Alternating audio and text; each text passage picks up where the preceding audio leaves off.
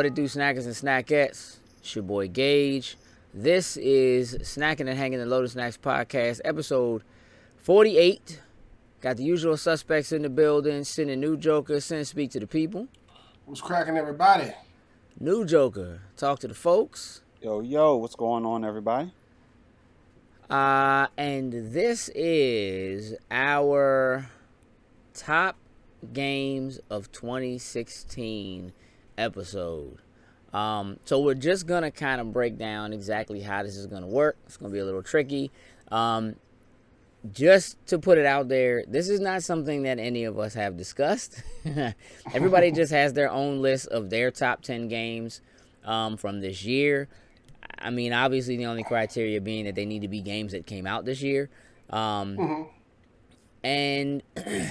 so what we're going to do basically is round robin style. We're going to go through person to person. And we're going to start with our 10th game and just give a little bit of an example of why it made our top 10 list at all. And what will happen is, as we discuss and go down the list, we will keep track of what games are where for each person. And basically what will happen is games that are in, say, the 10th position will be assigned 1 point. Games that are in your top position at the end, whatever your number one game is, will be assigned 10 points. And at the end, we'll basically add it up. And that's how we'll figure out what game is our number one game collectively. And we'll kind of have a list of what those games are. There might be a couple ties or something like that. I hope y'all can find you talking a lot of math right now. Yeah. However, Nujoker and I did discuss that part before you got on tonight. And he said he has no problem with math, although I will probably be the one doing the math. I got paper and pencil right in front of me. Oh, right look, now. my man with the paper and the pencil. Okay, that's cool. That's what's up. That's perfect. And I'm going to tell you why that's perfect. Because that way, even though I'm going to track this too, if I make a mistake, we'll pretend we can rely on you. So, I might as well join in the frame. We'll pull up a Word document and keep track. And keep track as well. Yeah. No. All right, so I think it's also fair to say that we're like, these are games that we've all actually played. Like, full disclaimer, I've not played Uncharted 4 yet. I haven't got it yet, so that's not on my list, even though I know I won a bunch of awards and all that kind of stuff. You know what I mean? Right. Our list is consistent of stuff. Our lists are consistent of games that we've actually played this year. Right. I think it's fair to say. Right. Gotcha. Now, this doesn't necessarily mean that it's a game. You don't even necessarily, it doesn't have to be a game that you've necessarily played all the way through. You don't have to have beat it. In my opinion, anyway, to have a high enough opinion to rank it. I mean, it's your ranking. You know what I mean, when it comes down to it. So, that's kind of where we are on it. We don't really do reviews. We kind of do, more like impressions and that kind of stuff. Yeah, you know what I mean. We don't generally assign numbers to games as we kind of go over them throughout the year, and that may change at some point. But overall, it's more or less, hey, look, are we having a good time with it? You know what I mean? Why or why not? And so, even if a game doesn't necessarily do well, sometimes under the circumstances in which we play it, it may be a good game for us. So, we'll just keep it at that. I think what we'll do is, let's start. Why don't we do it this way? Nujoker, I'm going to have you go first. Sin, I'm going to have you follow, and then I'll follow, and then we'll keep track that way. And this is how we'll kind of keep an idea of whose games are where and how they rank. So, Nujoker, your number 10. Door number 10. Yeah. So, this one, for my number 10, was actually something that we've recently, I don't want to say discovered, but apparently it was a hype with other people, so I had to pick it up again and play it a little bit. But Doom. Ah, okay. Just because, I picked it up and played it. It's enjoyable. I would say it's one of those games where if you play it over and over again, it kind of gets dull and boring. But the first-person shooter action is actually pretty nice. Okay. Now, don't get me wrong, I wouldn't say it's a a Call of Duty or something along the lines of that, but it's enjoyable, definitely. Okay. So it's not about the multiplayer for you. It's about the not single for that player. one, not so much. Okay. Sin. All right, so number 10 for me is No Man's Sky. Okay. Simply, I know all y'all read the reviews or whatever. Like people say, the beginning is so amazing, then after that it's blah. You know what I mean? But that beginning, like that first 2-3 hours, like in the game, is actually quite amazing for your first time going into it, and just from like a technological standpoint of like what they kind of achieve, like as far as like landing on a planet, flying into outer space, landing back on another planet, going around the entire planet, all that kind of stuff, is dope. Okay. Even though there's a lot of stuff they do need to add. They've had updates that I haven't had a chance to get into yet, but from like that initial, like when you first jump into a game aspect was great, and what they tried to accomplish was good. Just it just fell short after that. Right. But because of what they did, I mean, come on, that's pretty dope to fly from planet to planet seamlessly, no load times and nothing like that. Like that's kind of it's kind of cool. Yeah, I mean, that's a game that I feel like. I mean, I didn't play it, but I feel like unfortunately that game was marred by the fact that they kind of overpromised and underdelivered, and they weren't necessarily honest about. They may have been honest about what they wanted it to be, but they weren't honest about what the game ended up being. And so, while I think a lot of people may have ended up being disappointed with what they got, I don't necessarily think that means that the game wasn't good. Just that it wasn't what people thought it was going to be. You know what I mean? So that's not, most part for me, it was what I expected it to be. Just after a while, like it's literally like, I hate to use repetitive, but if I gotta use repetitive, it's a problem. Like, and it really just was the same thing. Like, I feel like they had a bigger team besides just them. Like, if somebody got behind them, like they partnered up with like EA or something like that. There's a lot of it's a lot of promise there. Yeah, you know what I mean. So so that's number 10 for me. Dig it. Okay, so my number 10 was Quantum Break. Okay. Quantum Break was really awesome, and it actually it got bumped a little bit. When I first started my list, it was a bit higher up because I tried to make sure that I didn't allow my list to be so heavy with stuff that has more recent impressions on me. I got you. Quantum Break was earlier in the year. It was like March. So, but I thoroughly enjoyed Quantum Break for what the game itself was. It could have looked better, but it looked pretty damn good. The control and time mechanics on it were pretty awesome, and they were fun to use. And it was fun. Like, I went back through it a second time.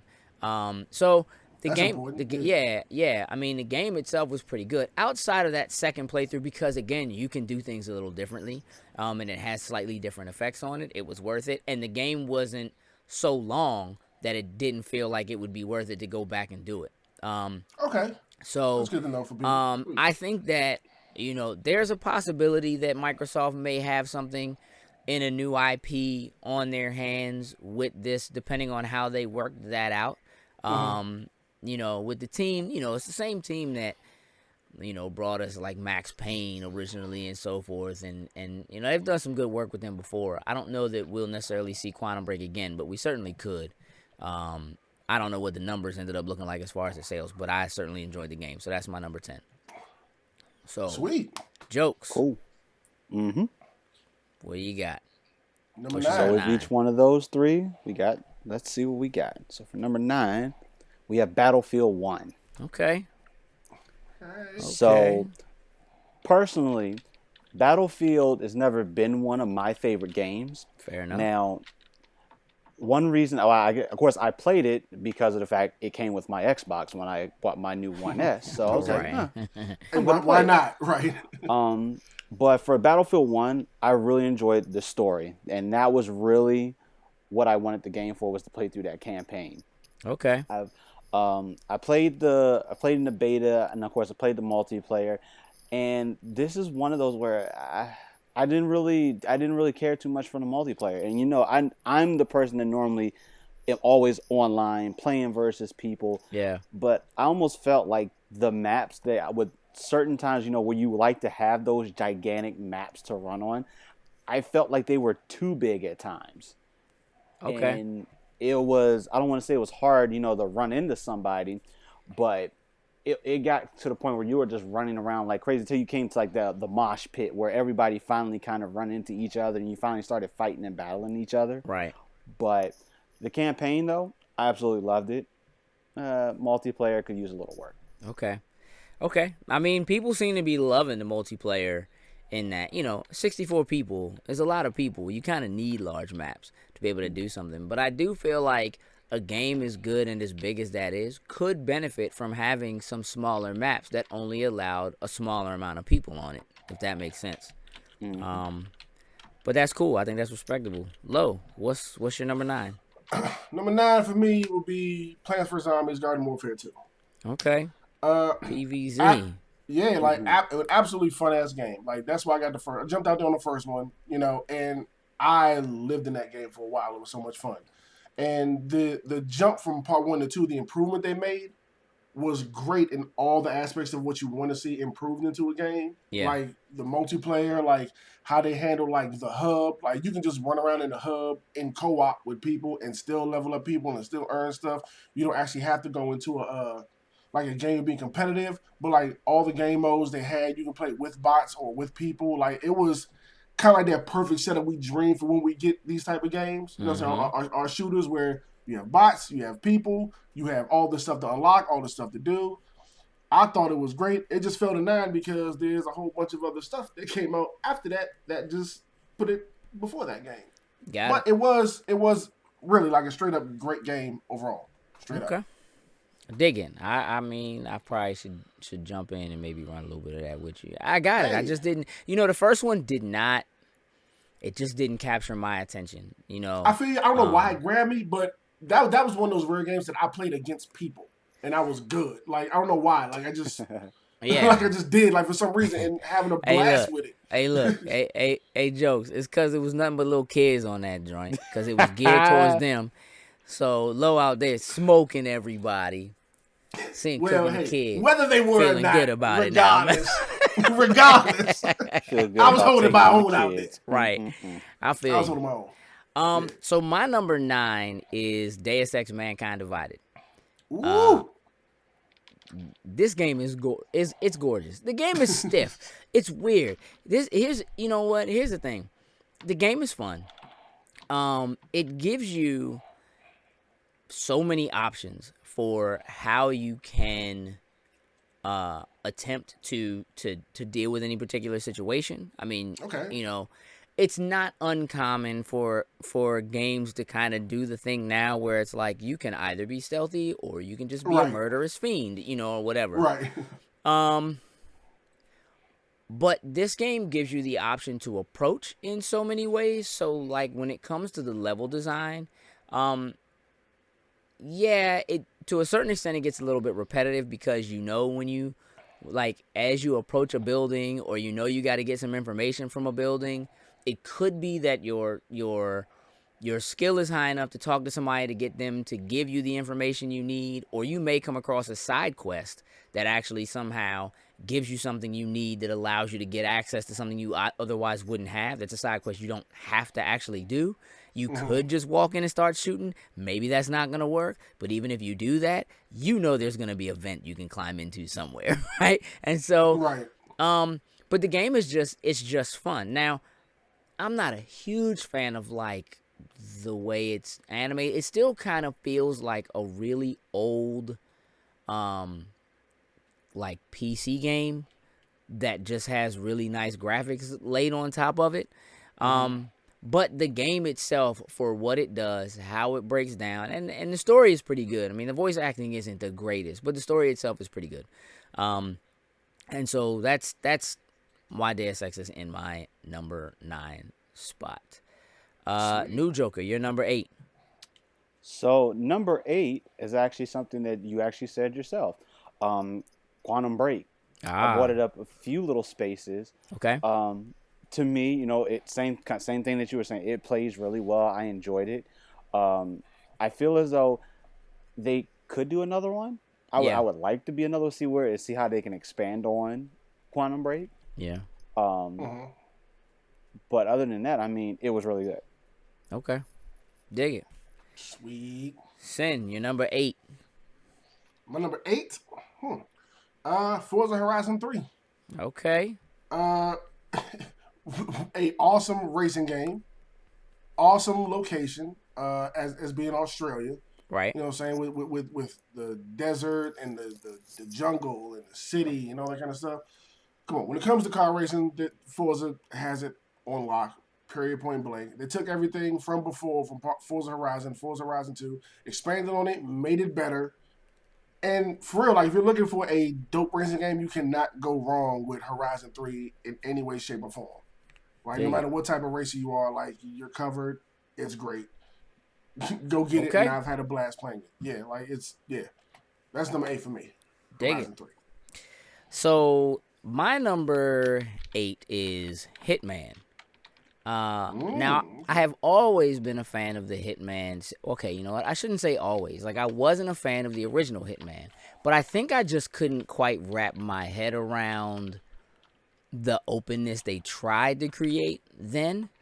And I'll be honest, I was a little bit sketchy on the plan of attack they had for this game, being like this kind of episodic kind of, you know what I mean, approach where it's like you're putting out a game, the game is like a full $60, but you're only giving me one map. Right.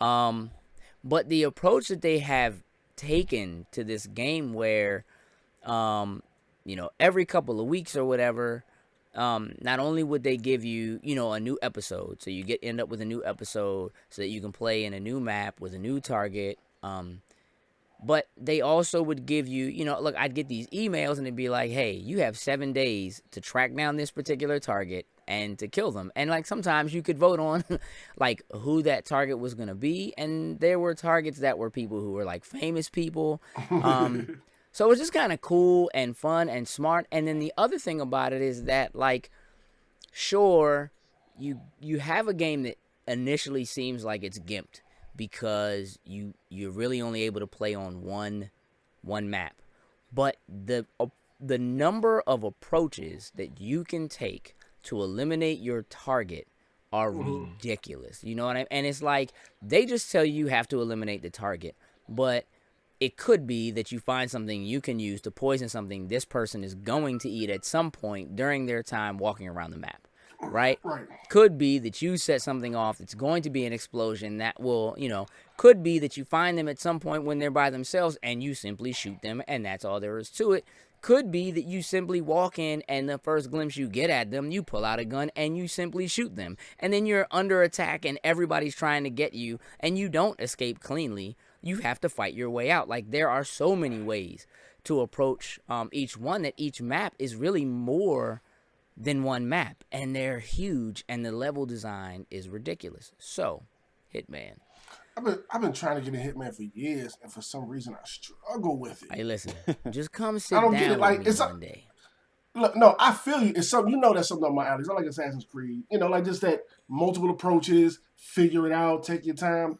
I think I finally figured out why I'm struggling getting into Hitmans. Okay, I can't stand the main character. I can't stand him. Yeah, but he's not important. But I see him when I'm playing, and he bothers me. So you don't like third person? It's because it's third person? No, I love third person. I love third person more than first person. I think it's the tall, pale, bald man that I have a problem with. You just don't like him. I don't like him. You racist. I can't. You racist, dog. That's all there is to it. Nah, they dead. I just can't get behind him. Like, I just have no connection to him whatsoever. As much as I try to play these games because I know I would love them. I can't get past that. I don't know why. I'm going to just tell you that I kind of get that. You're not the first person I've actually heard say that. And I also think that kind of explains why. Because the Hitman movies should be good. Yeah. I think the problem with Agent 47 is that, you know, Halo gets away with having a pale dude because you never see him.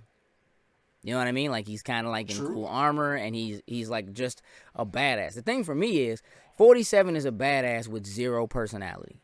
None. And I don't really care. For me, I don't really care about his personality, because what I like to do when I play those games is I like to approach them the way I feel like I would approach it. I don't even care about him.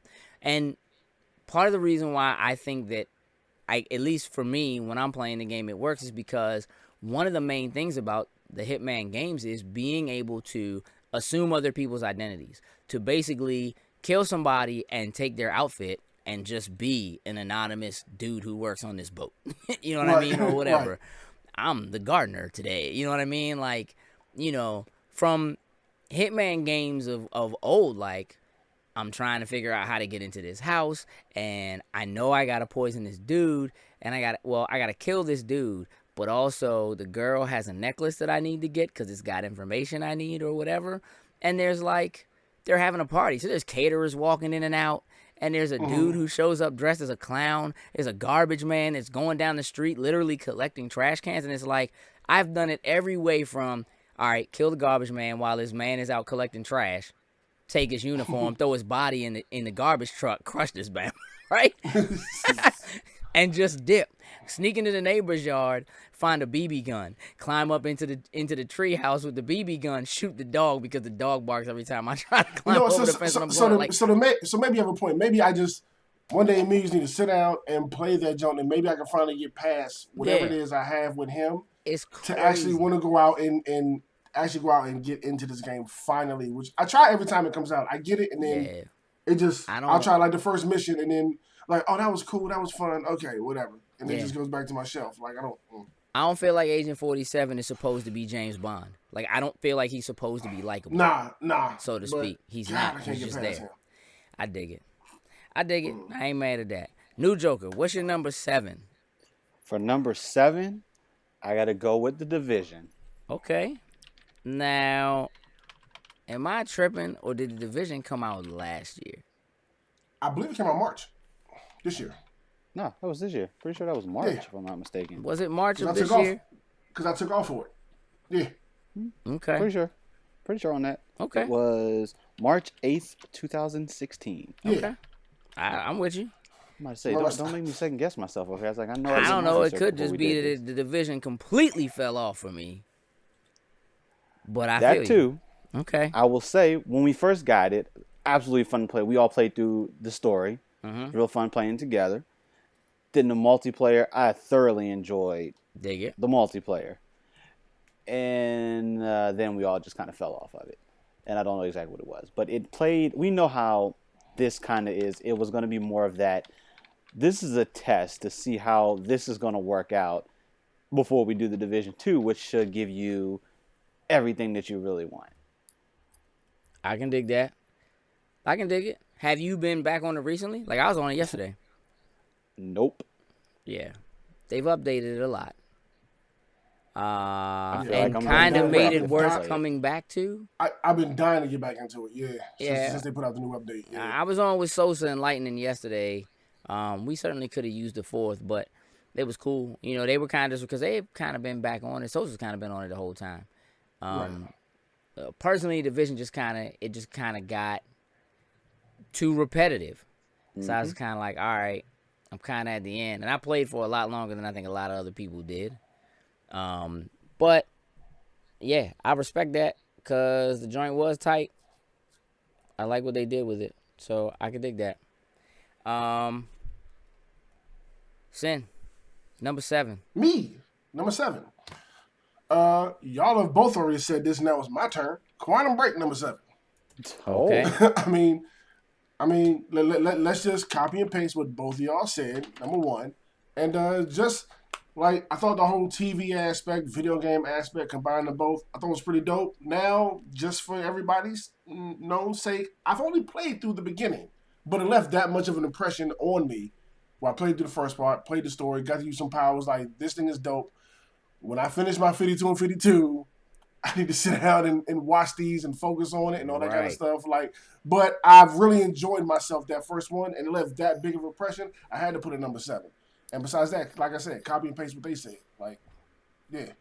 It's if you have an Xbox One, this is a game, yeah. Like, it pulled me in that much off the beginning. Go ahead and invest in it. Dig it. Yeah. Dig it. My number 7 is Dishonored 2. Ooh. Ooh, wow. So here's the thing about Dishonored 2. The first Dishonored I liked, but I didn't love. A lot of people loved it. Not, I get it. I think that this game, again, a lot like Hitman, the very open-ended approach to how you can play this game just works for me. The first one, I think the issue that I had with it was that even though it seemed like it was designed for you to be able to play either from a stealthy standpoint or just kind of go pure chaotic, the kind of powers they gave you really only rewarded you if you played from a chaotic standpoint. And so it wasn't as fun to play if you were trying to play stealthily. Where in this game, they gave you a lot more powers that assist you and that are fun to use if you want to play from a stealthy standpoint, which is the way I prefer to play, at least on my first playthrough. Now, this is a game I haven't completed. I had to take a break from this to play some other games. We'll get to those later. However, I highly, highly, highly recommend this game for the story. And I like the fact that they give you two characters that have different power sets and that play differently, but both still give you the ability to play either way, stealthy or not. I was going to say a question about the two characters. Yeah. You have at the beginning of the game, you have to pick one, and you go through the story with them, or then like per mission. Nope. You can pick. Nope. You are playing as it is part of the story that you basically will choose one of the two of them. Got you. And so when you pick one, you're that person till you finish the game. And then you go do it with the other person. Okay. Yep. Because you're basically trying to save the other person. So it's like whoever you choose, something happens to the other person that keeps that person from being someone you could select. I'm pretty sure every mission is not different because that would just be too much.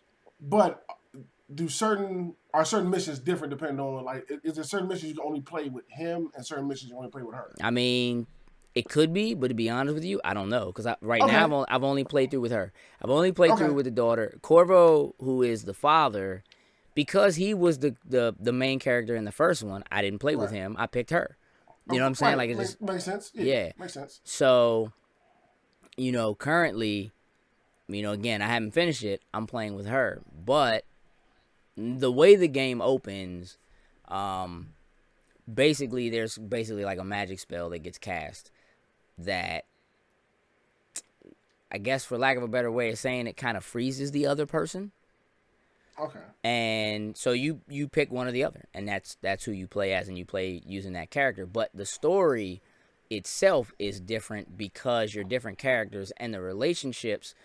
So like playing with her, the people that are helping me along the way are like old friends of his kind of thing that are trying to help me because I'm his daughter kind of thing. Mm-hmm. And, obviously if I was playing as him, they're old friends of his. So the dialogue is going to be different. And, the way you interact is going to be different. But again, they also get completely different power sets. So he has a lot of the same powers that he had in the first game. Another reason why I didn't pick him the first, to play through with the first time through. So really, when you think about it, the game has this replayability from the standpoint of you could play through as both characters twice, because you can play in a low chaos setting or you can play in a high chaos setting where you're just letting people have it. So currently my playthrough being stealth is I'm using like sleep darts and things like that instead of using regular arrows, that kind of stuff.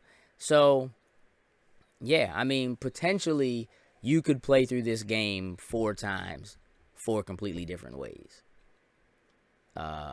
So yeah.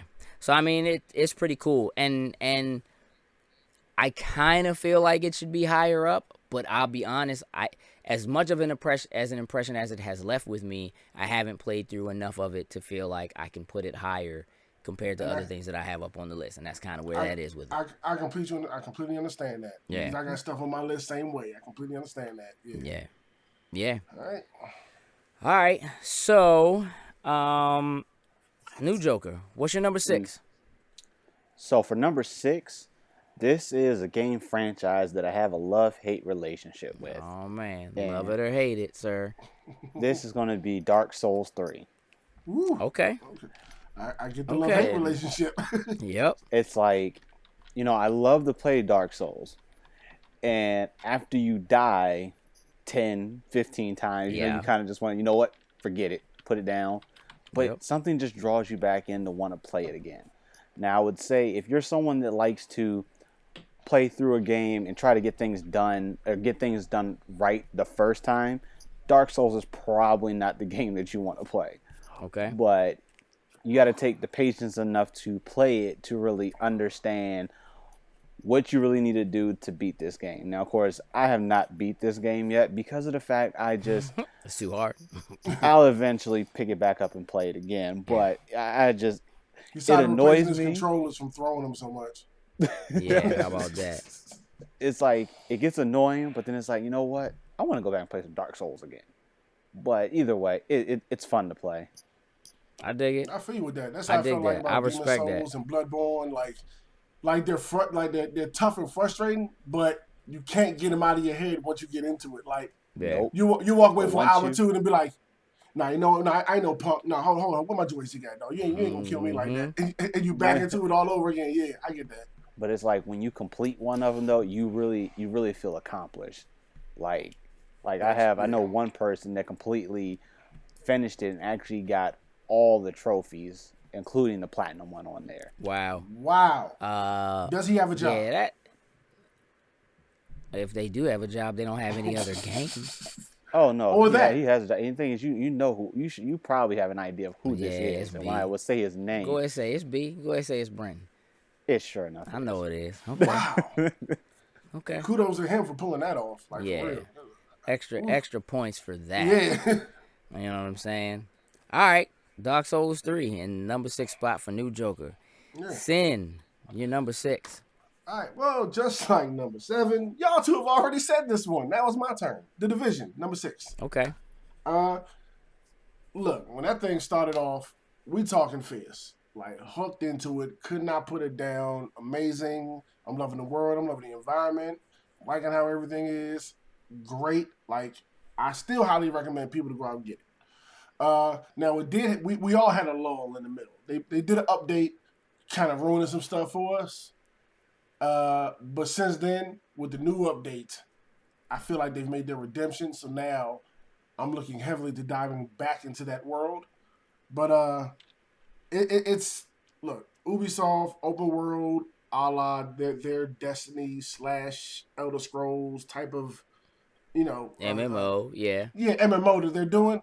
It's great. It's fun, and look, that update put it back up to number 6.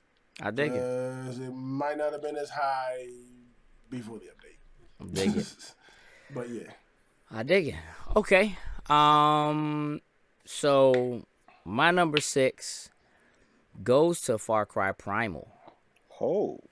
Far Cry Primal. Wow. Yeah. So what's crazy is that I have a lot of respect for the Far Cry franchise, but I've never really been able to get into them. Like I've tried, and I get them. They're cool games. They have that Ubisoft. There's a ton of things to do in them. Hook. Yeah. I kind of agree with you. Like I would say with 1 and 2, I couldn't get into it. Like I played them on the PC, like when they first came out, couldn't get into them. But I think 3, the story pulled me in very, very heavily. Yeah. And I actually did like everything in that game and completed it. And 4, the story pulled me in. I didn't jump out on Primal like, you got it. But yeah. I think the stories would turn it around for me in 3. But continue. Sorry. I think it was just the fact that this game was doing something different. That it kind of approached it from a different era, a different time. There was just something about it that worked for me, because I tried playing through 4 and through 3 and kind of had the same thing. Like, I don't know, this just doesn't feel, good. Like, there's something about the fact that Far Cry has, like, these powers. Like, you have these abilities. Like, the game itself is never billed as a game when it's advertised or in the trailers or whatever as a game where you as a player have these special powers and or abilities. Like, it's never billed that way. So it seems like, okay, I'm a dude who's stuck in the jungle who has a gun that's trying to escape. Cool. So then when you play the game and the game has things like that in it, it just, to me, it's always kind of felt out of place. But for some reason, in this particular setting where you're literally dealing with like dinosaurs and like saber-toothed tigers and cats or whatever, like those abilities and so forth seem to me personally to fit better in that world. And so I don't know, it didn't feel like a distraction or like it took me out of the story. So Far Cry Primal, that's my number 6. All right, Nujoker, number 5. Number 5 for me goes to Watch Dogs 2. Okay. Hey. Okay. I would say this would be the beginning of a redemption story, I guess would be the way to say it. I mean, same thing. Track record, Ubisoft. Yeah. First one, it can be, I say, not so great, okay. But then you get to the second one, you're like, good starting point, right? Now, I mean, I've barely touched it, but from what I've played and I've looked at, videos and looked at some other people playing the game, definitely much more enjoyable in comparison to the first one. Right. Now that I have completed something else, this will probably be one of those games that I'll go back and play. Okay. When I say, I guess, completed the other one, I mean, it's not complete yet, but it's completed. But I got you. It gives a little more flexibility and wiggle room to play something else. Okay. I dig that. Sin, what's your number 5? My number 5 is Yakuza 5. Okay. Yeah, like, absolutely amazing. Like, the story, just like all the Yakuzas, the story is dope. This one is extremely dope. It's number 5 on my list because I still feel like you should play the others before you play this one. Okay. But this one, you don't, like, there's less references to the older games. Like, parts 1 through 4, there's really references to what happened in all the ones before it. This one, kind of not so much. Okay. But story's amazing. It's fun as all hell. And I mean, look, even my wife is asking me what's going on, what's happening in the story. Like, she's even pulled into it. Like, yeah. So like, it's Yakuza's always a great franchise. It has a tough dealing in the U.S., but Yakuza 5 definitely number 5 on my list. I'm at the closing gates of this game right now, and I cannot wait to finish it and figure out everything that I've been doing in it. So, yeah. When that Kisman, whatever it is, the HD remake come out, y'all jump on and find out why they keep bringing these over here and why they're so important. For real. I might give it a whirl. I may do it too. Please. I might give it a whirl. I might have to help y'all with the financing on that just so y'all can understand. Oh, my man paying for games. Let's do it. I said might help with the financing. That's not what I heard. I mean, that might be. I know that's not what you heard. That might be what gets played back when other people play it. But what I heard. But no, like it's Yakuza 5 is great. So I'm looking forward to 0, the first one. That's going to be on the PS4. That's just for the 4, and see how they utilize that power. So the end of PS3 era, good shot. Okay. Yeah. I dig that. So my number 5 is probably going to be a little bit controversial. Uh-oh. But my number 5 is Final Fantasy 15. Oh. Yeah. Feels like it's a little low on the list, you think? No. Guess no, what? We'll wait and see. Wait and see. Because here's the thing. I'm enjoying this game. I like this game a lot. I'm playing through it currently, haven't beaten it, and I'm okay with that. It's not like I'm not deep into the story yet, and I don't know if I necessarily will get deep into the story. What I do like is the camaraderie between the party. I do like that, But there are things about Final Fantasy games that I personally look forward to, where as much as I enjoy this, it doesn't have them. So one of the things I love about Final Fantasy games is starting out with like one or two characters and then finding new characters, like going to a town, meeting someone new, and adding something to my party. I just had that conversation with my wife. I just had that same conversation about that. You know, some of literally the most memorable moments I have about any Final Fantasy game are moments like finding a character like Vincent in Final Fantasy VII, where you don't have to have him. You could completely skip the missions that give you a character like him. But a character like him makes so much difference. And being able to swap those characters in and out of your party and what that does to the dynamic of what your party is like. Right. Now, that's not to say that there haven't been other games that didn't have that. Like Final Fantasy X2 didn't have that. Like you had your three main characters and that was it. But they at least gave you the ability to change all of their abilities enough. Yeah, and the job system. Yeah, and because the game itself was still turn-based, it made it so you could affect the way that every fight worked so differently. And in this game, you're really only given control over one character. And that doesn't feel like Final Fantasy to me. Like, it looks like Final Fantasy, and it smells like Final Fantasy, and there's Sid like a Final Fantasy should have. Yeah. But then the other thing that I've always loved about Final Fantasy games, and even if I play a game like, say, a Skyrim or something like that, I almost always go after the magic abilities. Like, those are the characters that I tend to lean a little bit more towards. Like, obviously, there's always a main character, but I always enjoy building a particular character and having a character that just excels at magic and having that person, again, and building my team around having, okay, I need a white mage or a black mage, or I got to get me a red mage, or I got, you know what I mean? I need somebody that can do both, or, you know, whatever. I got a healer, I got somebody that does damage, I got, you know, things like that. This game doesn't have that, and it also took away probably my most favorite thing about Final Fantasy games, which is summons. I mean, listen, the ability to call, ever since I played Final Fantasy IV, which for us was Final Fantasy II, and really got my first look at summons and what they could do, I was like, this is the best thing ever. And to have summons be there and be so pretty and so effective, but you have essentially no control over when and where and how you get to use them, is blasphemous almost. And Almost, then it is. Listen, and again, here's the thing. I'm having a blast with it though. Like, I am thoroughly enjoying like grinding and going out and killing things, and like I am actually enjoying the combat system, even though it's not a turn-based system like I want it. And I understand they're trying to bring more people in, but still, I want to be able to do summons when I want to do them.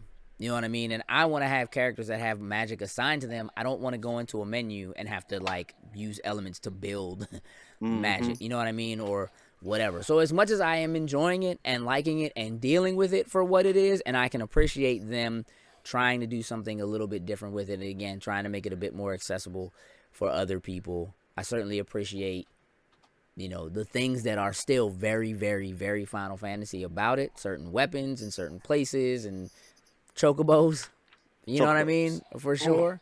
There are definitely things about it that are just kind of like, man, if only I could do, you know, this. So, you know, I'm having a blast with it. It's just not all the Final Fantasy I wanted to be. So, number 5 it is. Nujoker, you're number 4. So, my number 4, and we shall continue the rant, is actually also Final Fantasy 15 for my number 4 spot. Okay.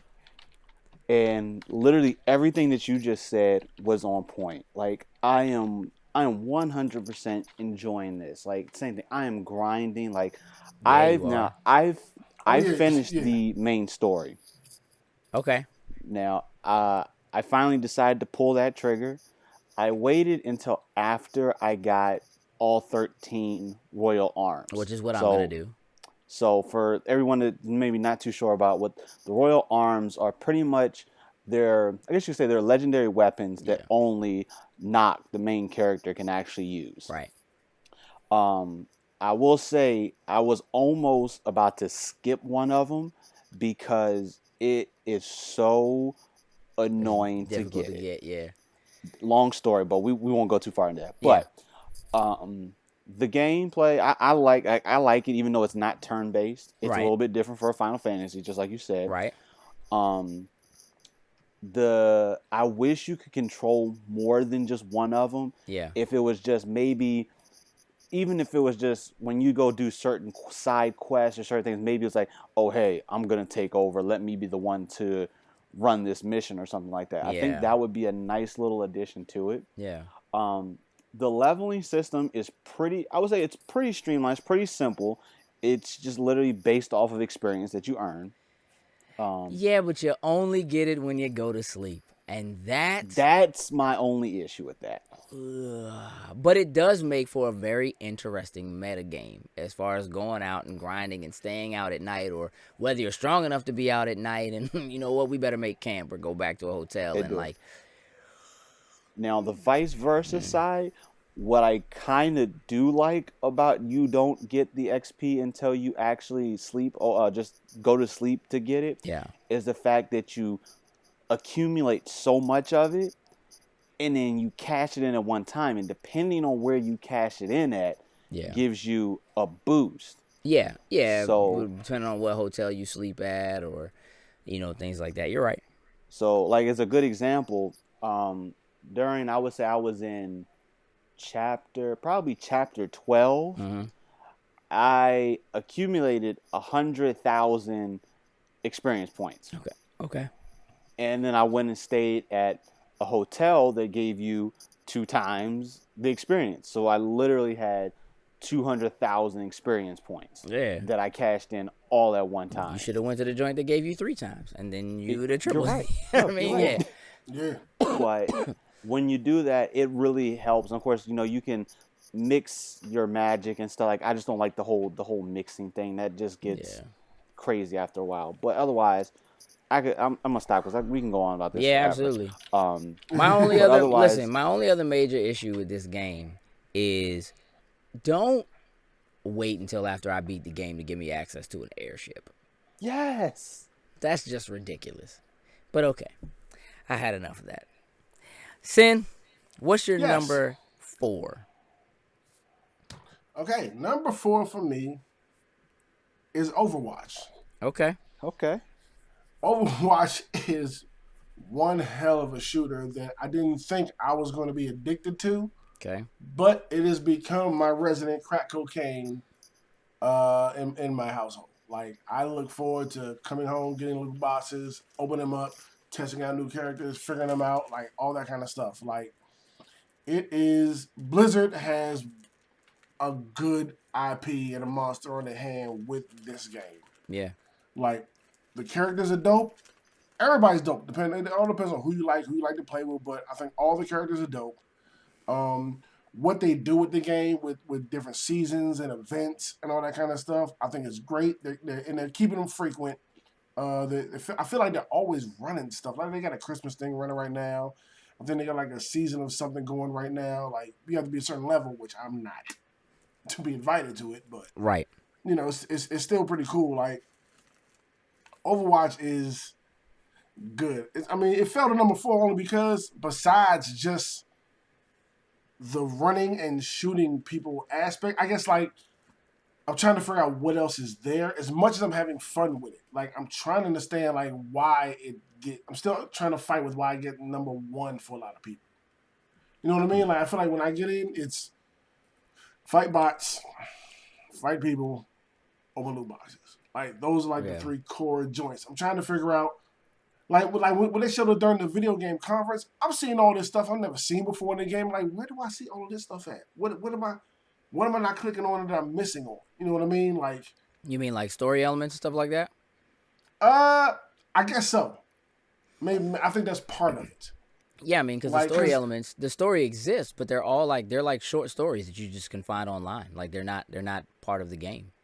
It's really strange. Like, I know, like, why are those in the game when you go to a gallery and look at them? I don't know. Or after you unlock a certain amount of stuff or reach a certain level, they become unlocked with a character so you can watch their story. You know what I mean? Like, something like that. Like, to have to go to YouTube to watch them to get a better understanding.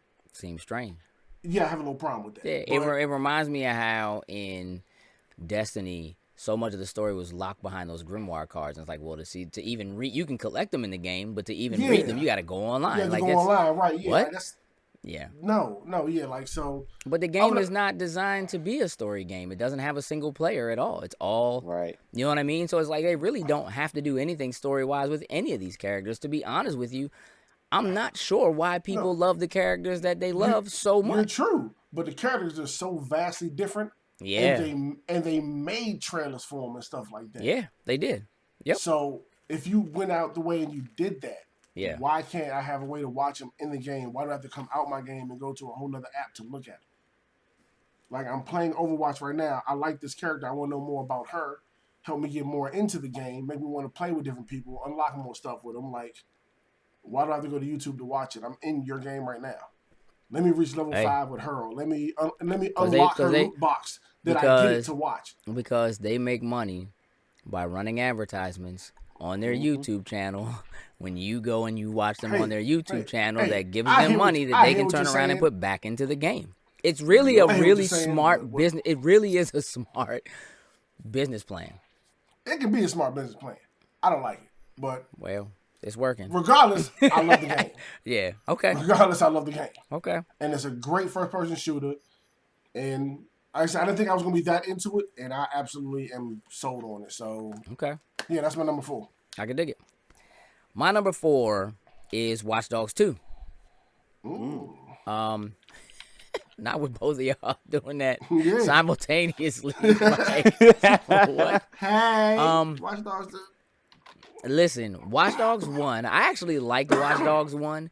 I honestly don't understand why everybody all of a sudden, like, I don't remember all of the hatred that currently exists for Aiden Pierce as the main character of that story existing when that game came out. Sure, I don't think people liked it, because it was billed at the very end of last generation going into this generation as the game to look for to show you what next-gen console gaming means, right? So it didn't live up to that. And there were certainly some things that needed to be built upon. It kind of suffered from what the first Assassin's Creed did going into the second Assassin's Creed. You know what? I said when it like I did see a little hate when it came out. Nothing like what it is now for Aiden Pierce. Yeah. But the only thing I didn't like about Watch Dogs 1 was the driving mechanics.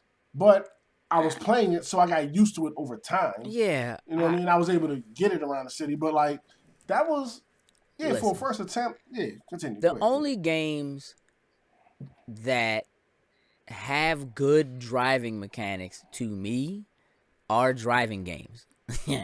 They are racing games and driving games. The driving mechanics in any Grand Theft Auto game are garbage, but you get used to them. You know what I mean? Like, so in an open world game where one of the things you can do besides run around the city or climb to the top of a building or fly a plane or whatever is also drive, you know what I mean? Like, whatever. They were better in Grand Theft Auto 5 than they ever have been in any other Grand Theft Auto game because they pulled their team that they used to have making their racing game to do them. So, nonetheless, the character himself, I mean, it didn't bother me that he was so angry. However, the fact that this game is so lighthearted by comparison is brilliant. And I like the fact that there's more than one character that's kind of working to make this thing happen. This person is not a loner. He's working to hold a team together that is attempting to strive something. And there are definitely some inconsistencies with the idea of a person who's kind of fighting to be righteous and, kind of save the people or whatever, but who also walks around wielding a shotgun who can shoot anybody he wants. Who can just randomly, if a girl doesn't respond the way he likes to her flirting, have the boys come and arrest her. Or a gang come and kill her. That's something that you do, right? Yeah, I do that's your MO, right? I do that because it's fun. And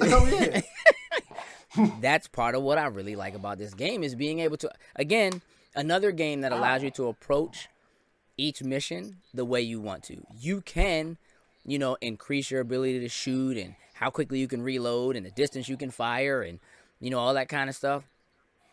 I don't. I use my gadgets, and so I increase my gadgets, and a lot of missions I Or can complete without ever going anywhere into the area where it's just the game itself is really, really dope. I'm having a really good time. Enough of a good time that I needed to stop playing Dishonored. Not necessarily because I like it better than Dishonored, even though it's higher on this list, but because under some circumstances, control schemes can be so different that you can't play two games at once. It's just that simple. And I'm kind of finding that with Final Fantasy right now too, which is why like Watch Dogs is something that I feel like I gotta finish this and get it out of the way before I can go back. Like same damn problem I have. Like I'm trying to finish Yakuza because they're both open world third person games. Right. Like, I'm trying to finish one, then let me go play like Forza and you need Final a palate Fantasy cleanser. together. Like, something completely different from each other. Yep. Then I'm not getting tired of one thing. Yeah, because when I try to pull up the map in Final Fantasy, and I'm trying to do it the way you do it in Watch Dogs, and it's a completely different button that does something else and takes you to a completely different menu. Or if I'm playing, or even within Final Fantasy, if I'm running and I jump with one button, but when I'm riding a chocobo, the jump is a completely different button. That is frustrating as hell. Or the jump button is the same button you use to pick an item up off of the ground, and every time I try to pick a little blue flashing item up, my man's just jumping up and down, and I'm going nuts because will you just pick this joint up, please? Yeah. So yeah, Watch Dogs. My number 4. Gotcha. So check this out. Before we do the top 3, we're just gonna take a quick break, kind of revamp, and go into these top 3. We're running a little long, but we kind of expected that because we knew it was going to take some time to go through, 30 games, basically. Right, yeah. So we're going to take a quick break. We're going to come back with our top 3 games for each, and then we're going to tally it up and figure out what's our number 1 game. All right, well, I guess we'll do our top 3 for the year for the podcast. Okay, so we'll be right back.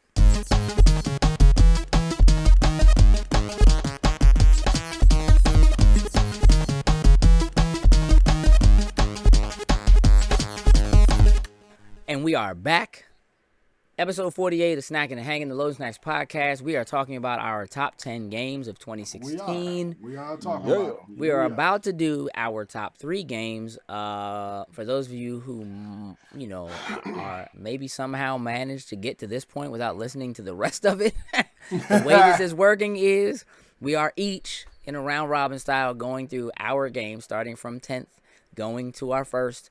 And as we name them, we're writing them down. And basically what we're going to do is each one is assigned a point total based on where it is. So our number 10 game gets 1 point. Our number 1 game gets 10 points. When we're done, we will tally the total for each game and figure out what our... Yeah, it will be. It's going to be really fun because we're going to make Nujoker do it. No.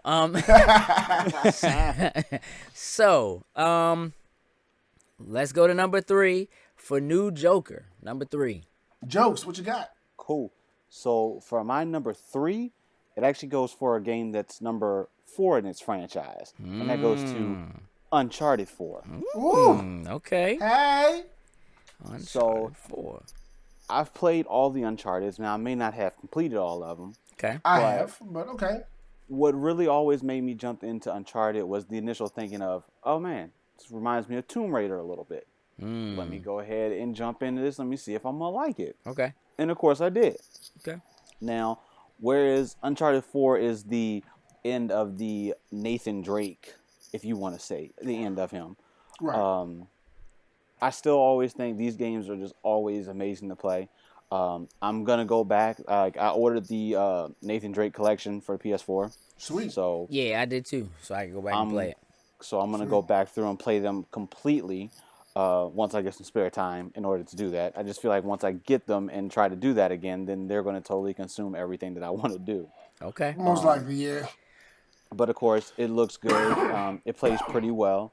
The one thing that drove me, like when I first saw one of the previews, actually I wouldn't say it was one of the first previews, but when they showed Nathan, like he was on, I think it was a bridge he was on, and like the bridge collapsed, and like he's like swinging across the bridge, trying to get to the other side, like on literally the pieces that are falling.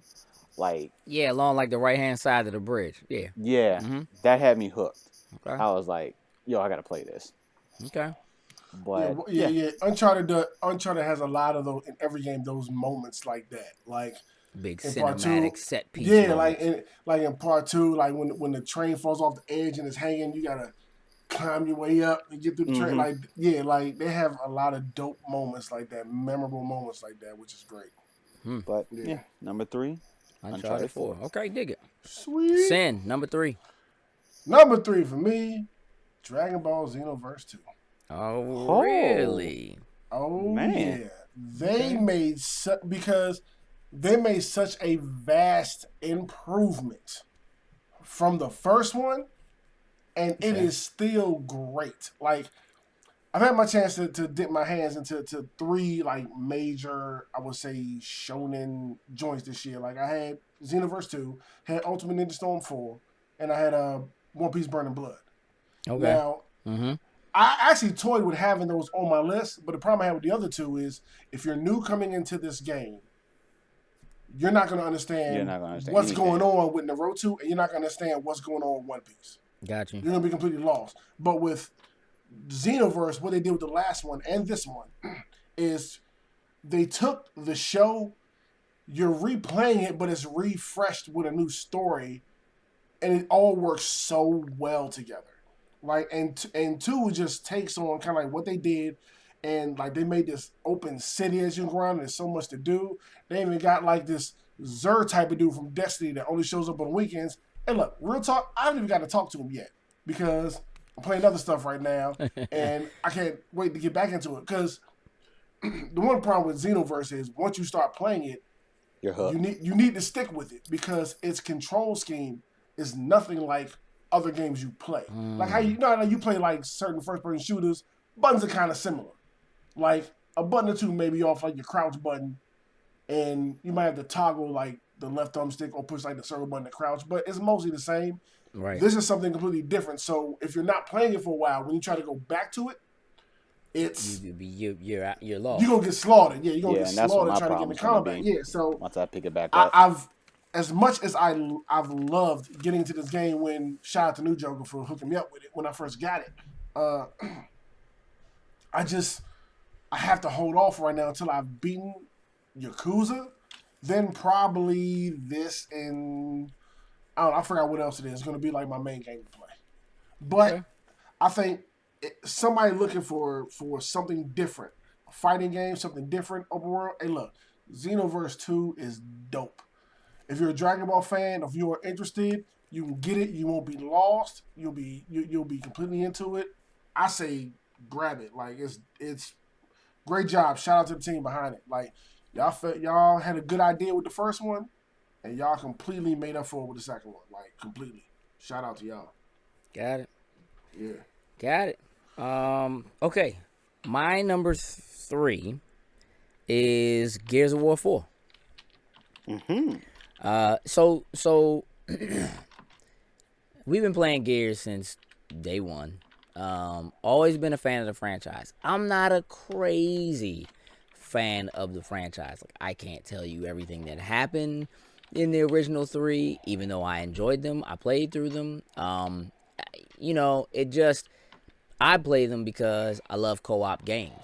Jumping into a game with a couple of friends and running through the story has always been dope for me. Gears 4, no different. My only issue with Gears 4 is that it's not 3-player co-op. It's only 2. Boo. And that kind of destroyed some of my expectation of it. Didn't change how good I felt like the story was. Like, this is a brand new team that, took over a franchise kind of like 343 had to do with Halo. And I feel like they knocked it out of the park. I feel like they did a better job with Gears than 343 has done with Halo. As far as, the story and so forth is concerned. Yeah. But then, and I don't play the competitive mode at all, but throw in Horde mode. And the tower defense, like, aspects of it, coupled with the ability to choose, basically have characters that all have different abilities to begin with. You know what I mean? whether you're an engineer or a soldier or whatever, and how that affects gameplay, how smartly you have to craft your team and kind of set things up. The game itself it's just so well done, and they're continuing to add new maps. You know, the same kind of support you tend to see with games, you know, of this caliber at this point. But this almost feels like one of those games that I think Microsoft may have been like, we should just hold off another year and put this out with the Scorpio. You know what I mean? Because it's going to look phenomenal. And it's going to, you know what I mean? Like, it just kind of has that kind of polish and panache and finish. And also, I've played seamlessly with people who are playing from their PCs with no issue. Yeah. You know what I mean? It's just one of those things that just kind of stands out. I'm really enjoying it. That's my number 3. Sweet. Nujoker, number 2. Number 2. So, we're moving on to number 2. And for me, that's going to go to Overwatch. Ah, okay. Now, Overwatch was one of those games that I wasn't particularly going to pick up initially. But when it went on sale, none of us could really pass that opportunity up. Correct. And I love online multiplayer. That's where I thrive at. Okay. And once I got online and I started playing it, I got addicted to it. Okay. Now, of course, thanks to Final Fantasy, it got put on the burner. But I've grown. My favorite character has become Reaper in the game. Okay. I don't know what it is. Like, every time I use them, like, it just works. You know, with that being said, B, who's your favorite character? You know, I use Zarya or Mercy. Those are my 2. Okay. That's it. Like, to be honest with you, I don't even bother trying to play with anybody else. I don't, you know, I kind of like to. Once you find your character, you good. Yeah, I mean, they work. Nobody else really uses them. The game itself doesn't stop you from using the same character if you want to. To unlock everything, so it's like no penalty, Generally, I go back and forth between those 2. Like, if we don't have enough healers, then I grab Mercy. If we, you know, don't have a tank, I grab her. That's just kind of, you know what I mean? That's kind of how I run. Yeah. May will be my absolute favorite, but I've dabbled. I have somebody in every class I can run. Oh, May. Getting in the way, May. Hey, May is savage. I'm sorry. May is savage. Savage Ice getting in the way. Hey, she don't. May. But I mess with Diva. I mess with Symmetra. And whoever. I can't remember the cowboy dude that saved my life, but him, like, those are like my staples in each class. Like, I try to. McCree from the old Mad Dog McCree games? Yeah, McCree, Like, you know, like, I do like how like, when you go into a match, it tells you what you're lacking. So I kind of but it doesn't. Yeah, but there's a flaw in that. There's actually a flaw in that because if you're not all partied up, it doesn't tell you what you're missing. We realized that the other day when we were playing. Like, really? So let's say you and Nujoker and I are in a party playing together. Mm-hmm. When we pick our characters, it'll say on the screen like you don't have a healer, you don't have whatever.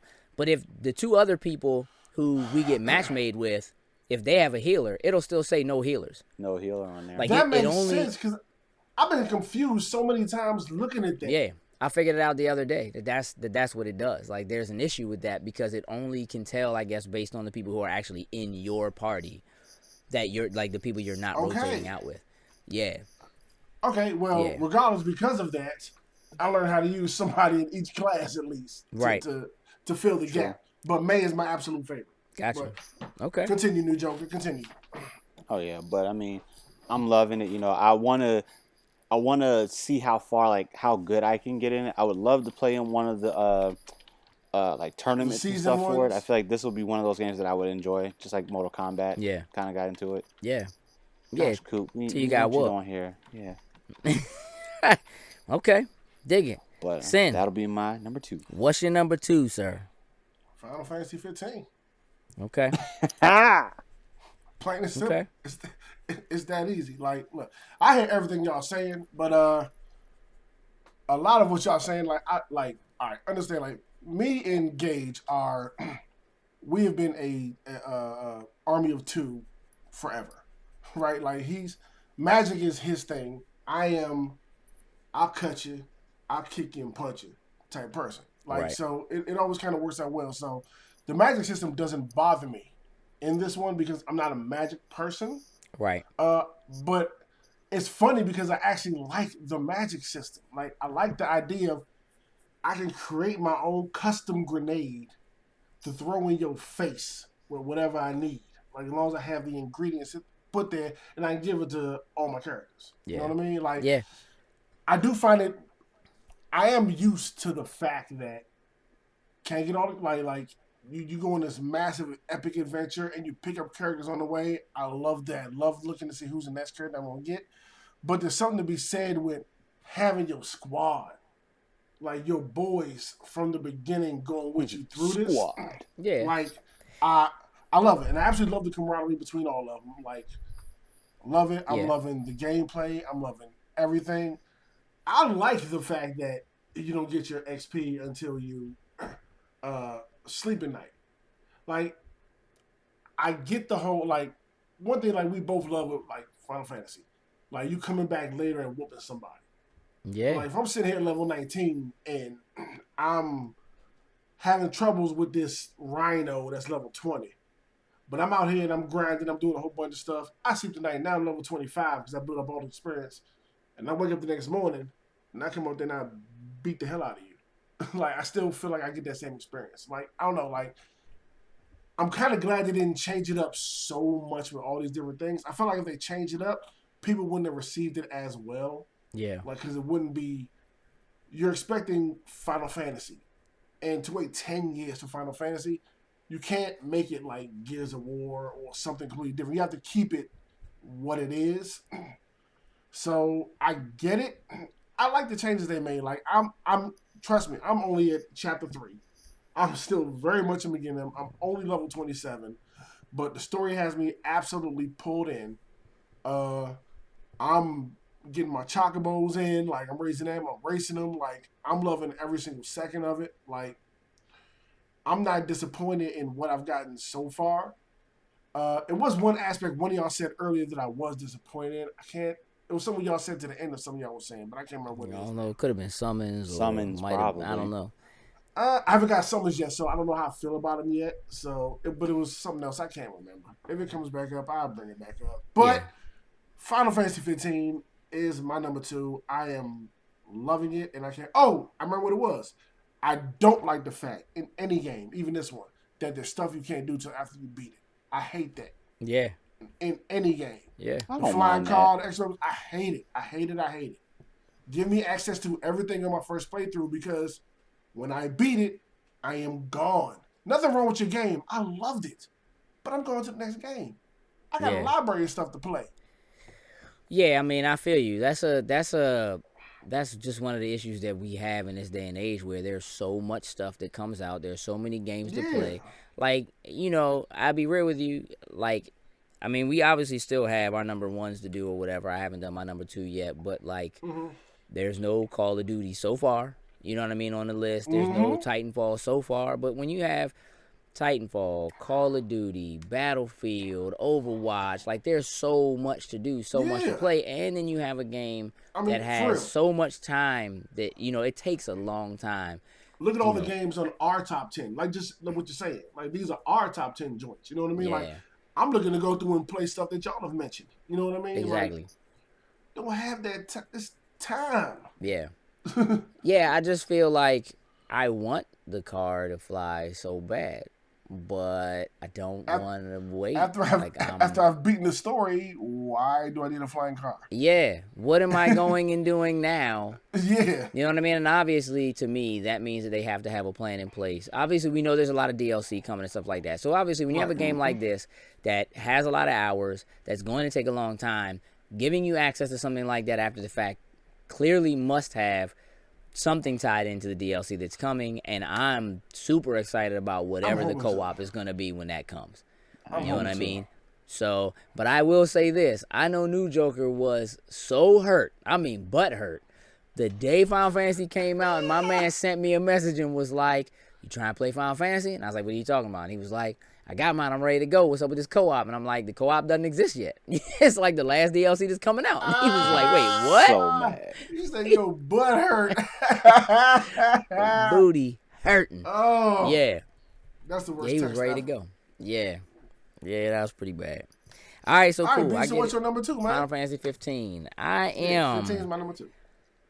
dumping number 2 on y'all with Forza Horizon 3. Wow, Let me tell you something. Forza Horizon 3 is pure crack. It is pure crack. The things that hook you in this game aren't really different from what they had in Forza Horizon 2. You know what I mean? Like you're going around, you're doing festival to festival, doing all the little different events they have, you're doing the different races or whatever. But here's the thing, it's so open. And all of the cars are basically available to you from the very beginning. And you're the boss in this game. And that is what separates it from every other racing game ever, is that you're the one who's setting this up. So yes, while obviously the places where the main Horizon events are set on the map already, what those events are is up to you when you get to them. And that I love. Sure, you can literally just play through the game, streamline, do all the main events, and just do them as whatever they have them set as. But every single event that you can do, you can modify to be your event. So if you don't want to race muscle cars, like Sin loves muscle cars, not my thing. Mm-hmm. So if I get to an event and it's like, this is a muscle car event that does blah, blah, blah, yeah, I'm not doing that. I'm going to change the event to make the event what I want it to be. Then I can save that. And then when any of my friends get on and they get to that same event, they're able to play the event that I created. That's ridiculous. Like, it is just so well done, so well thought out. The ability to play through the entire game in co-op. And it's not the crew where, you're building a crew. No, it's not that. It's still a racing game. Yep, you can compete with each other. You can get in, you can compete against other people, but you really can just get in. The amount of environments that they found throughout all of Australia, from, again, like you were saying earlier, Sin, deserts to jungles to rainforests to, regular paved streets and roads cities, and things like that. Like, the skies are beautiful. The water is beautiful. The dirt and effects are beautiful. The cars are beautiful. And like that was perfect. Yeah. Something about and I'm not huge. I'm not a car lover either. Like, I enjoy racing games. I even play the more simulated Forza games and stuff like that too. But this is better than that to me because of some of the arcadey feel. The drivatars, knowing that every time I get into a race, generally speaking, the people that I'm racing against are people that I know. I'm racing against Nujoker's Drivatar or Sin's Drivatar or whatever, even if they haven't played this game. I'm racing against their Drivatars from previous games. That information is still there and it's saved, and it's like I'm playing with my friends when I'm not playing with my friends.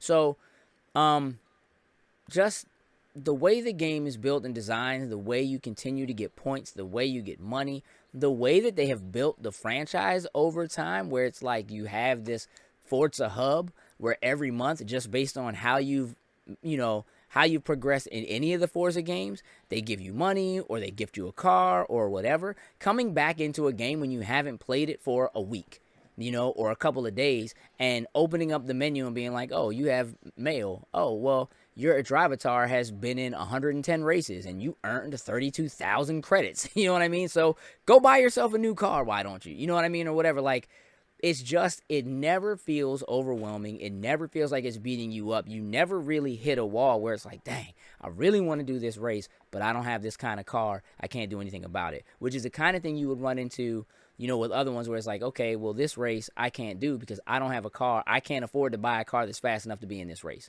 Doesn't matter. You can make that race whatever you want it to be. You know what I mean? So they just did a really, really great job. And then, of course, they just put out the new update like 2 days ago, that adds the blizzards and this, like, they just keep going. They just keep going. And if they're still baking on this game, when that Fate of the Furious 8 comes out, if they do another Fast and the Furious joint for it like they did the last one, Especially if it's a standalone, like, come on, bro. Oh, God, I need it. Y'all already know, I don't even do Fast and the Furious movies. I don't even care about them. I played the bejesus out of that game when it came out last time. I mean, I beat the break. Like, I could not. That game would be like, I'd be at work, and I'd be like, yo, can't wait to get home because I really want to jump on Forza right now. Like, I need to play some Forza right now. And even now, it's like sitting there, it's in my menu. I'm playing these other games because it's like I got to get through Final Fantasy and I got to play Watch Dogs and I need to play Dishonored. And but Forza is just so relaxing. I can get in and I can play my own music. Yeah, and drive around while I'm driving around. Like you can play for an hour and feel accomplished. Just like that. Just earning kudos. That's a great thing about it. Yeah. I'm just like, I was playing the other day and my daughter came in and was like, so in this game, what do? You just drive in circles? You just drive in the trees? Yeah, yes. You can. Yes. I drive in circles and drive in the trees. Yes. Yeah, exactly. you can. Sure, why not? You know what I mean? Like, yeah. So, Forza Horizon 3, my number 2. All right, drum roll, please, gentlemen. All right, Nujoker. That's about as good a drum roll as you're gonna get, Nujoker. That's cool. Let me get your number 1, sir. Number 1, Nujoker. So my number one, it ain't Call of Duty. Okay. It goes to Gears of War 4. Ah, okay. Now with Gears of 4, I love it because of the fact, one, it played just like 1, 2, and 3. They didn't try to do that Judgment crap. I don't know what happened. I know they wanted to do something fresh with Judgment. Gotcha. But it didn't work. So Gears 4 came out. I was able to pick it up, start playing it. It was just like playing the other ones with some added features to it. Yeah. So when I first started playing, of course, I went straight into multiplayer and went online to play people. Then on top of that, Horde mode. Mm-hmm. So much fun. We jumped in that. We went through some hordes. So much fun. Yeah, we did. 50 waves. We need to do that again. Yeah, we Straight bodied 50 waves. Yeah, I'm down. Say word. And of course, story's pretty. I've still only completed maybe like half the story because of everything else. Right. Mm-hmm. But the story, it's Gears fashion. It's a brand new team, but it works. Yeah. It's like you would think you would pick something up. You know what? We're going to start completely fresh with another team. You know, you think it's going to be absolute garbage. Nope. Not at all. Yeah. Not at all. Yeah. That's pretty dope. I like it. Sin, what is your number 1, sir? What's my number 1? Man, that's Gears 4 straight up. Like, I can't stunt, dog. Like, Gears 4 I did not expect me to love Gears 4 as much as I do. Like, I did not see that coming from a long way. Like, yeah, the story is absolutely amazing. And like, kind of like what you said earlier, like, the people that took it over, y'all did a phenomenal job with Gears 4. Shout out to the coalition. Oh, yeah, absolutely phenomenal job. Like, you don't have to play any of the others storyline-wise to feel like you've lost anything. Like Nujoker said, it's a new team. You see the old characters kind of in it, you know what I mean? But like the way they implement it and stuff like that, like it all feels fresh. It all feels good. The levels, the story. Hey, look, Horde mode. I don't do the verses all like that. Right. Horde mode, 2.0. Is that what this one is? 3.0. Yeah. Whatever it is. Yeah. But it's so much fun. It is time consuming, but it's fun. Yeah. Time consuming trying to get to those 50 waves. Like, I never got yelled at before for doing my job until I started playing with Nujoker. Like, he yells at me. In this joint and in Overwatch, bruh. He yells at me for playing my position in it. But, like, it's an absolute blast. Like, co-op, single player. Like, if you're in it for the story, you will not be disappointed. If you're into it for co-op, you're not going to be disappointed. And I'm pretty sure if you're into versus other people, you won't be disappointed. Like, across the board, it is great. Even with a fun unlock system, kind of like a la Mass Effect style. Earn your points, unlock stuff, get new skins, get new, bounties, get new this, get new that. Like, it keeps it fresh, keeps it going. Like, didn't see it coming, but Gears number 1 with a bullet. Dig it. My number 1, ladies and gentlemen, is clearly not Gears 4. Parappa the Rapper demo. Best game ever. Something is Inside, bruh. Inside, small little gem from Playdead, the team that did Limbo. This game is brilliant. It is phenomenal from beginning to end. I could not put it down. I had to. So it took me 2 days. But in 2 days, I completed. And it's not a long game. It's really not. But I love a good, solid puzzle platformer. But it's not just that. It is the fact that this game has no dialogue, but tells a story the entire time. That is, you understand what's happening, even though you don't know what's happening. It's just extremely intriguing. It's like literally I turned out the lights and I just started going. And they just drop you in and you start running. You know what I mean? And it's like you have this little boy and you don't know if he's running from something. It feels like he's running from something. But then it starts to feel like he's running to something. You don't know if he's trying to rescue someone or get away from, you know what I mean? Like, it's just, it is so, and it's like the animations in this game are so like the slight, subtle touches of like just, you know, a quick head movement that looks to the side that cues you into like, oh, there's something over there, even though you can't see it. Go over there and see if you can figure out what it is. It's spooky and it's scary, but it feels so good when you get past the things that you need to get past. Like, it just, God, I highly recommend this game to anyone who has like a solid 3 to 5 hours. Like, that's all it really takes. But it is an experience that I suggest anybody have, because the game is just that good, and it is absolutely worth every penny. As a short game, and it certainly lives up to, and in my opinion surpasses, what was easily one of the Xbox Live Arcade darlings, and possibly one of the best games of last generation, which was Limbo. Yeah. They just took it. They really took it. They took their time. It took them like 6 years to make this game. That again is only like 5 hours, but like literally, you can see like not a minute of that 6 years was wasted. It is so well done. Like, everything is so purposeful. Everything that's there has a meaning. And I mean, like, the sound design in this game is so like this game is, it's brilliant. It's just brilliant. It just really is. It's brilliant. I'm gonna leave it. And Nujoker, don't he make you feel like you want to go buy this like right now and stop playing? He does. Listen, I know, like, it's not like I need to go boot up my Xbox. Let me tell you something. Download this thing, just check it out. Let me tell you something. Let me tell you something, Sin. I don't think this is the kind of game you would like. Why? However, here's just because I like Limbo. I love Limbo. Okay, but here's the thing.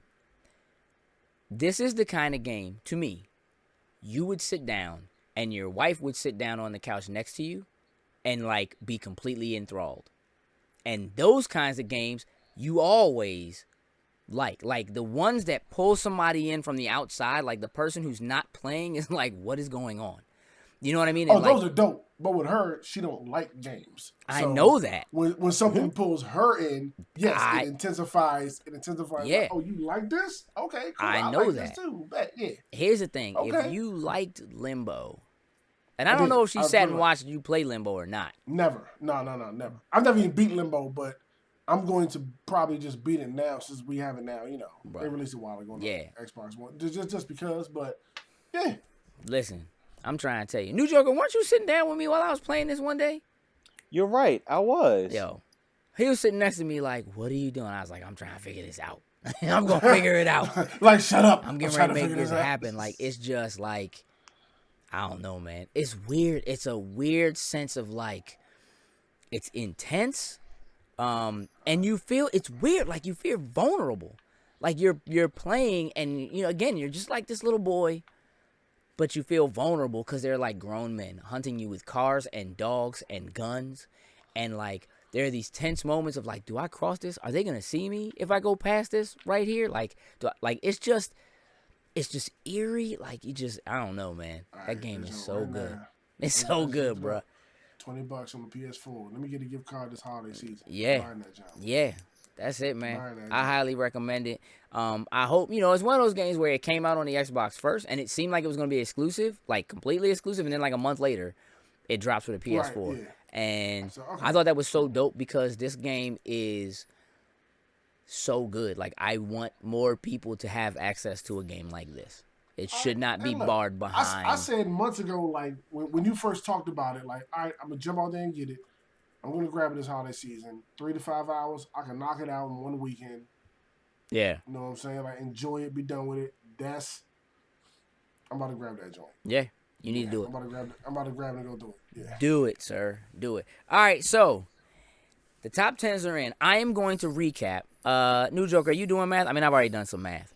Yeah, I've already been doing some math as well, too. I'm going to recap. I'm going to start with Nujoker's list. Nujoker's number 10 was Doom. His number 9 was Battlefield 1. His number 8 was Quantum Break. His number 7 was Division. His number 6 was Dark Souls 3. His number 5 was Watch Dogs 2.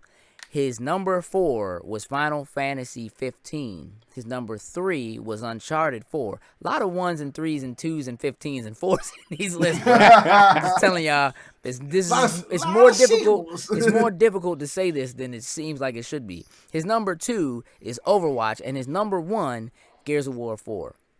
Sin, recap. Yeah. Number 10 was No Man's Sky. Number 9 was Plants vs. Zombies Garden Warfare 2. Number 8 was Forza Horizon 3. Number 7 was Quantum Break. Number 6 was The Division. Number 5 was Yakuza 5. Number 4 was Overwatch. Number 3 was Dragon Ball Xenoverse 2. Number 2 was Final Fantasy 15. Number 1 was Gears of War 4. And my list, my number 10 was Quantum Break. Shout out to Quantum Break making everybody's list. My number 9 was Deus Ex. My number 8 was Hitman. My number 7 was Dishonored 2.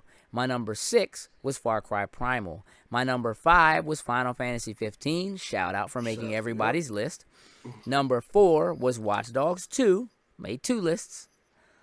Number 3, Gears 4. Shout out for making everyone's list. Number 2, Forza 3. 2 lists. 2 lists. Number 1 was Inside. So the way I have it right now, our game of the year collectively would be Gears of War 4. Yeah. With 28 points. Our number 2 would be Final Fantasy 15 with 22 points. And I haven't figured out what our number 3 would be yet. Do you have that? I think it's Overwatch. 16 points. Yeah. Which is brilliant considering it didn't make my list at all. Yeah. Too new for me. I dig it, though.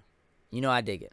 That's dope. So, 16 points. So, again, shout out to, Final Fantasy 15 and Overwatch. Yep. Those are our tops. And we'll give an honorable mention to Quantum Break for making all 3 lists. It did. It did make all 3 lists. Yeah.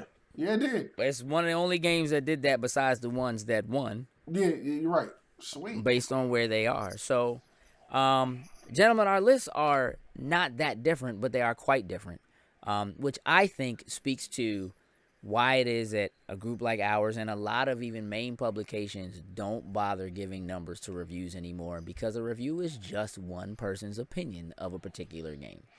Exactly. Very true. Everybody likes something different. They like them for different reasons. And listen, as much as Sin likes Overwatch, he may not like Overwatch as much if he didn't have guys like me and Nujoker to play with.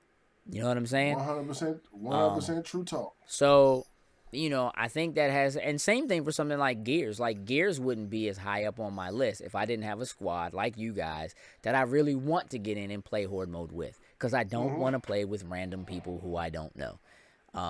So, having said that, ladies and gentlemen, that's the winner for the year. Gears of War 4, loading snacks, snacking and hanging, game of the year. Should we make a trophy and mail it to them? And just be like, hey, you guys got it. We should send them a loading snack.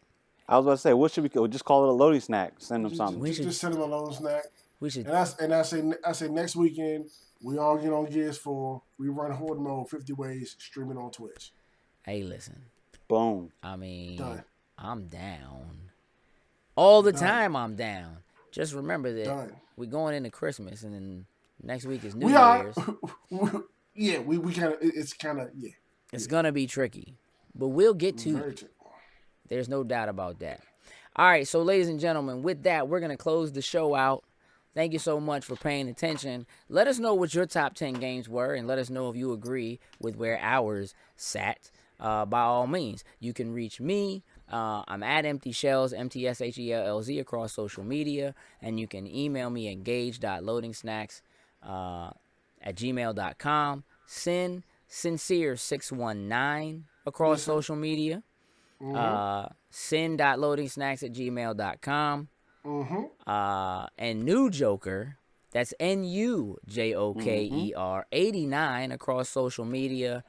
Nujoker at .loadingsnacks at gmail.com. You can certainly email all of us at once just by going to loadingsnacks at gmail.com. Please remember to follow Loading Snacks on Twitter as well as on Instagram. Shoot over to YouTube. Make sure you check out our videos and subscribe to us there. We are more than just pretty voices. We are pretty faces too. Sometimes. And Sin likes to make us drink things like, I don't know, ranch dressing soda. Hey, look. I swear for the Lord, if there's one thing I can take back, it will be that one. Yeah, well, take it back. Take it back. Remember, I have an extra one. Yeah, that don't have nothing to do with me. I don't know what you're talking about. No, trust me, it has nothing to do with us. But New Year's is coming, and somebody's going to drink that. Here's what I'm going to tell you. I have a feeling that the way that soda made our stomachs feel, that is a bad idea on New Year's when people will have been drinking. That is a no. That's perfect. Bad idea. That's perfect. All right, well, that's perfect. You just bring your cleaning equipment, sir. I was going to say, you bring it, because I ain't cleaning up nothing. Yeah, bring it. All right, ladies and gentlemen, with that, we're going to shut the show down. We are out. Toodles and lose.